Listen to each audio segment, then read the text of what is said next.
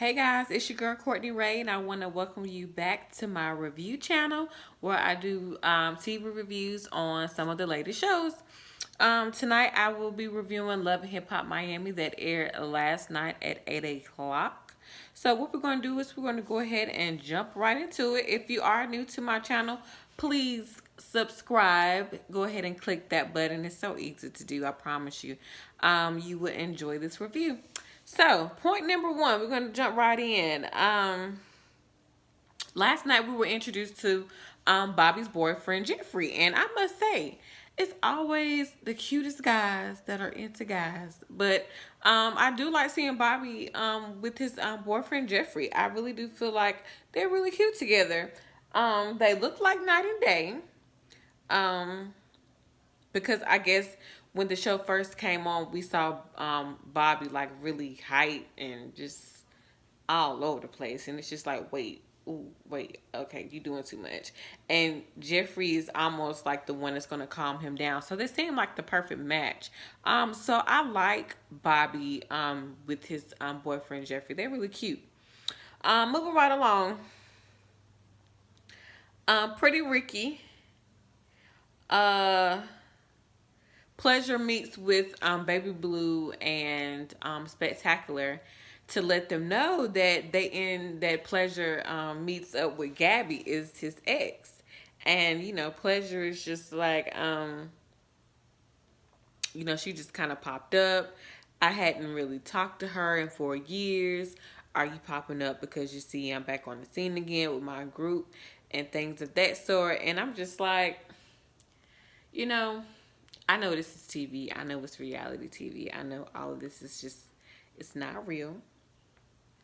Um, but we see a lot of people, teeter and totter between two people. And it's just like, y'all, I mean, either you're going to be realistic and be down with the one that's been there for you, or you're going to be with the one who has held you down, you know, for this amount of time that you feel like, okay, I know she got my back to whatever happens, blase, blase. And that's how I feel what Pleasure P is doing with Shay and Gabby. He's familiar with Gabby because, that's his ex and they've, had some years. I don't know how long him and Shay been together, but I don't think they've been together that long because she just said she's always bringing up Scrappy, or she brought up Scrappy, in the past. Oh, he wouldn't never do this to me. And it's just like, so, I mean, what do you really see in this man? Are you looking for a meal ticket? Um, are you looking to get put on? Like, what are you looking for? But it's good to see a mature Pretty Ricky, because when Pretty Ricky came out, I think I was in high school. Yeah, I think Blue Stars, Pretty Ricky Blue Stars came out when I was in high school. So it's really cool to see the mature Pretty Ricky. But Pleasure P was basically telling Spectacular and Baby Blue, like, he don't know what he's gonna do when it comes to if he's gonna be with Shay, that's been holding him down for the past couple of years, or if he's gonna be with his ex. And we often are accustomed to being with people that we have a past with just because it feels familiar. Let's see.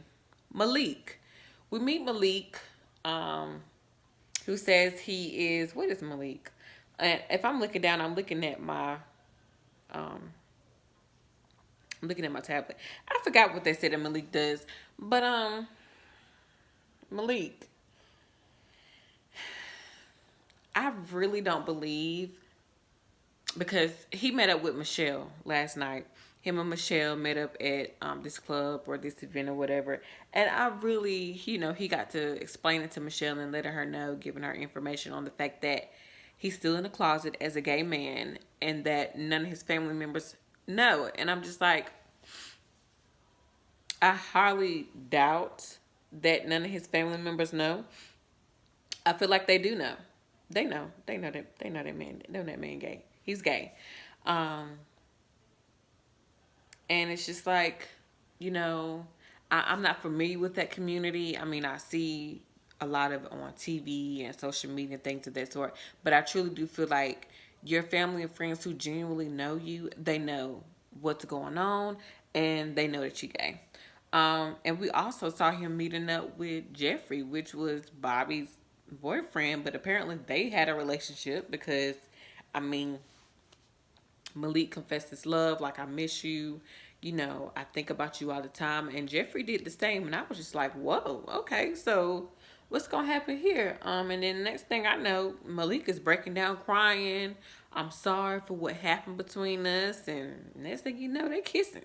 So it's just like, oh, well, what's going to happen here? But we all, if you've seen the previews, you see what's going to happen. Bobby and them are going to get into it. So I'm anxious to see that. Prince, you know, Prince seems really, really young to me. A young party promoter, and that's basically what has been the norm for the longest time now. Is that these young party promoter, club promoters, and things of that sort. He got a beef with Michelle. I don't know what that beef is about and why, because they have, like I said before in the last review, they have two totally different roles. But Prince just seems like, you know, he's a cute guy and he just got hot on the scene. But what we didn't know when we got introduced was that he has a girlfriend. Now, while he at the club, his girlfriend is texting him 35 times. I think he said he had 11 missed calls. And he's talking to, I think, was it Brian McCants? Dang. It was an athlete. And, you know, Prince was telling him, like, man, she blowing up my phone, blase, blase. But coming to find out, you know, you have done this girl wrong in the past. You have cheated on her in the past. So it's just like, yo, females, we've been there, done that. I'm sorry, y'all. Something, my eye. Oh, Jesus Christ. As females, you know, once you hurt us or we have been through something in a relationship where you have cheated, things are not the same. I'm guessing Liz is feeling some type of way because he's not answering her phone. Now, granted, he is at work, but I truly feel like if you're solid in your relationship, one, you don't have to call and text that many times, and two, if you just go ahead and pick up the phone and answer the phone, you don't have to worry about her doing it. But to say all of that at the end of the night, baby girl Liz, she pops up at the club. Like, what's going on? Why you not answering my phone? All the type of stuff like that. But Prince was really coming off as if like he this young baller, he got this and he got that. But Liz spit the tea and said, baby, you sleeping at my house, on my furniture, eating my food and all the type of stuff like that. And I'm thinking like, wait, Prince, if you got all this celebrity status and you getting these celebrities in the door left and right, what your girl talking about something she's basically taking care of you. Like, y'all Prince, we gonna see how that works out with you and your girlfriend, and I want to see what other celebrities that you gonna bring up here. And I did see that you had, you know, a couple of athletes and other type of stuff like that. So we gonna see. And stop trying to appear single. I guess because the type of position that you in, what type of role that you have, you want to appear single. That could be like a bad look. It can, because that can get messy real quick. You appearing that you single out, you know, at the club and stuff like that, but you going home to your girl.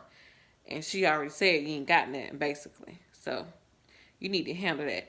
JoJo, the celebrity stylist in Miami. One thing's first, I'm going to say this. At first, when I first saw her, she was giving me Nicki vibes from Love and Hip Hop Hollywood.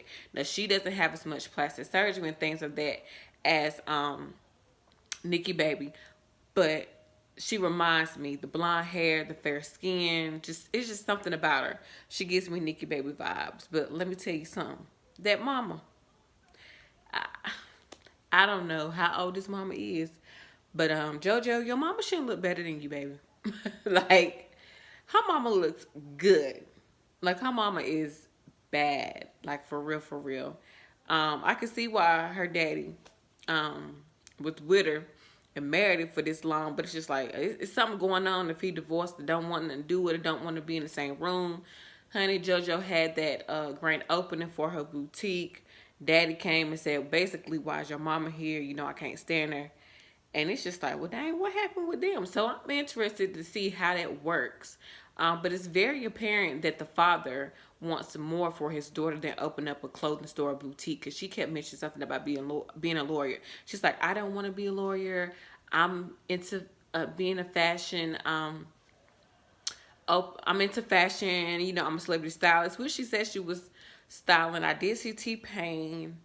And I think it was like a couple of athletes as well, too. But from the looks from when she was getting that boutique started, it wasn't too many fashions. So it was maybe because she was just getting started and she was putting stuff on the rack, but we gonna see. Maybe a couple of more episodes we'll be able to go more into her boutique, and she's actually the kind of show, or we can actually kind of see what's in the store. Um, but yeah, her mama daddy not getting along. It's bad. He don't want nothing to do with her mama, and it's just crazy. But yeah, I want to see how that works. Um, Steph meets with Ameta to tell her what happened when they meet up with Young Hollywood, her and Veronica. And, she basically tell Ameta, like, your girl, was vouching for you, all things of that sort. But then it kind of flipped when Young Hollywood asked Steph to go out. I apologize if you go out with me. And she was looking like, what, really? Which I knew wasn't going to be good, because it's just like, dang, you my homegirl, and I'm telling you how he's been treating me, or what the things he's said, and telling me I'm not doing this right, not doing that right, as far as when it comes to being a performer and an artist, and then you go out and basically be with the villain. But in the end, they end up meeting um at JoJo's. Was it JoJo's event? Yeah, they end up meeting at JoJo's grand opening for her boutique, um, and things didn't go well. Young Hollywood and Steph did not Steph, but Young Hollywood and Veronica did show up together, and Young Hollywood was trying to apologize for what was said, but Amita, I can't say that girl name. Is y'all know who I'm talking about? Afro Latina. Her every time Young Hollywood would say something, she would shut him down. Like he never got a chance to really say what he needed to say fully, because she would shut him down every step of the way. And I felt like if she really wanted like a sincere apology, maybe she could have been a little open, but I think she was still pissed off the fact of what he said to her, which I can understand that. But yeah, he said I'm sorry, or there was some type of apology, but it wasn't truly sincere. So it was kind of like, yeah, but she wasn't here for it. And Veronica and her said, Veronica and Amita. I can't say that girl name, y'all. It's so weird to me. Y'all know who I'm talking about. Afro Latina. They had some type of conversation, and Veronica was like, well, if he ain't doing this for me, and he ain't buy me bags, and da this and that, he can't do nothing for me. And I'm just like, yeah, I can't see Young Hollywood doing that, because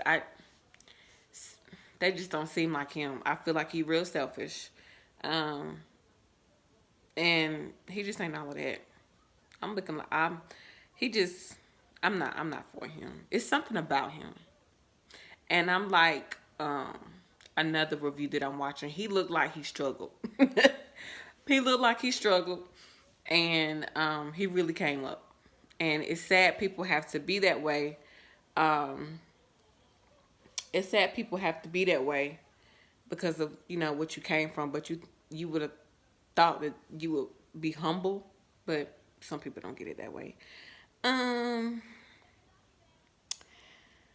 Shay and his wig. Um,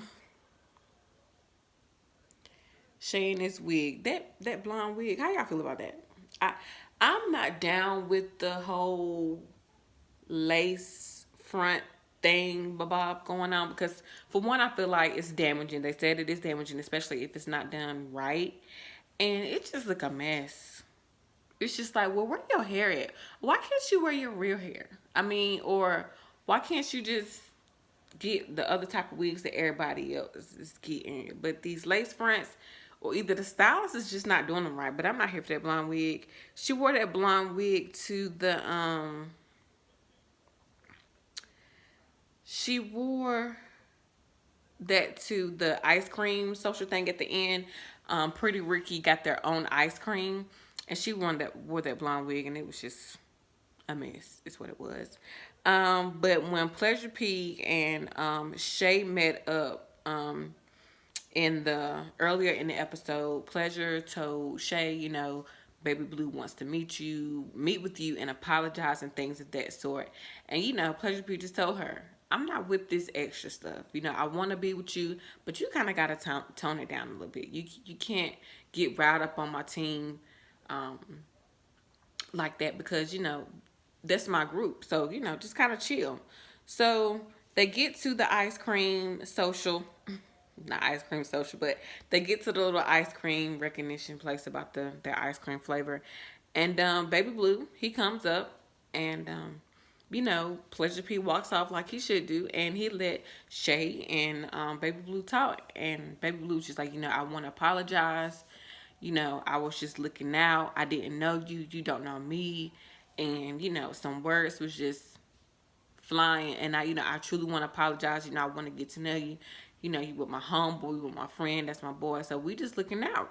So they end up hugging it out. I felt like Shay should have apologized because she was wrong too, coming to their event, uh, showing out and calling him pregnant looking and all that type of stuff like that. And to me, Baby Blue held his own. He read Shay for real, because she was doing the most. But in the end, they end up apologizing. Whether it was sincere, I felt like it was. So hopefully that's the last we have to talk about that.